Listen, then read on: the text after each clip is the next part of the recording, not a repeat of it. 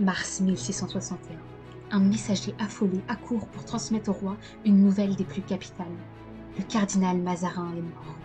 Le roi, bouleversé, comprend très vite qu'il vient de perdre une figure capitale dans son gouvernement. En catastrophe, il convoque alors Colbert, son homme de confiance. Ce dernier sait que l'occasion ne se représentera pas.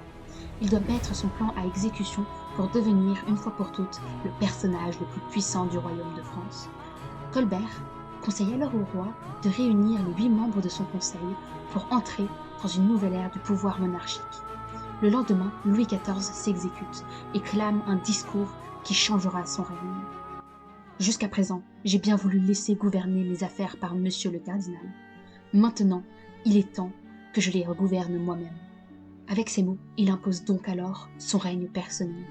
Le roi sait que dans son entourage, personne n'est capable d'assumer le rôle du cardinal.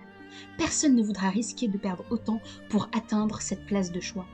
Le cardinal Mazarin assumait le rôle ingrat de responsable des décisions royales aux yeux du peuple. Colbert connaît l'embarras du roi face à cette situation. Cet événement est la seule faille dans le système pour imposer sa place de choix auprès du roi sans s'exposer aux risques ni aux concurrents. Pour Louis XIV, c'est une aubaine. S'il ne peut plus être protégé, alors il préfère assouvir sa volonté de réforme du pouvoir. Grâce à cet événement, Louis XIV peut enfin affirmer son pouvoir royal absolu et surtout créer autour de sa figure une idolâtrie sans nom.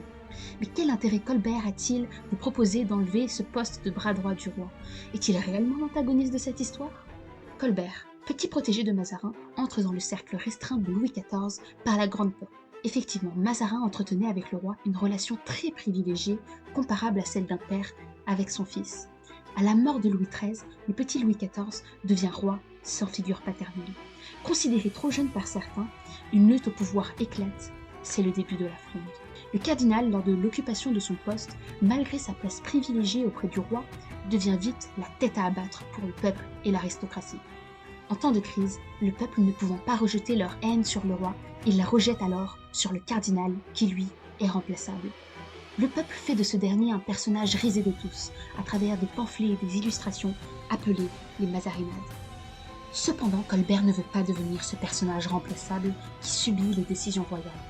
Il préfère rester dans l'ombre tout en plaçant ses pions. Ses ambitions ne se trouvent pas en France, mais bien dans les colonies françaises. Il a la volonté d'affirmer une politique économique mercantiliste pour dynamiser le commerce français. Il veut s'enrichir tout en gardant une place de choix, pas trop exposée à l'opinion publique. Cependant, si lui ne veut pas de ce rôle de bouclier, la proximité qu'elle offre avec le roi lui fait peur. S'il ne la prend pas, personne ne l'aura. Suite à ces événements, Colbert continue son ascension au pouvoir et s'enrichit. Il promulgue de multiples édits qui vont fortement modifier le fonctionnement des colonies ainsi que de l'économie française. Cela se prénomme le colbertisme. La date du 6 septembre 1683 marque la fin de son histoire. Cependant, son impact reste significatif sur la France de Louis XIV et sur celle de ses successeurs. Colbert, antagoniste ou non, est le premier fils de marchand à se frayer un chemin en occupant une place de choix auprès du pouvoir royal. Il réalise durant son vivant une réelle réorganisation du pouvoir. Cependant, les changements impulsés par Colbert et Louis XIV n'auraient-ils pas affaibli la figure du roi? Était-ce une bonne idée de mettre autant le roi en avant? Seule l'histoire nous le dira.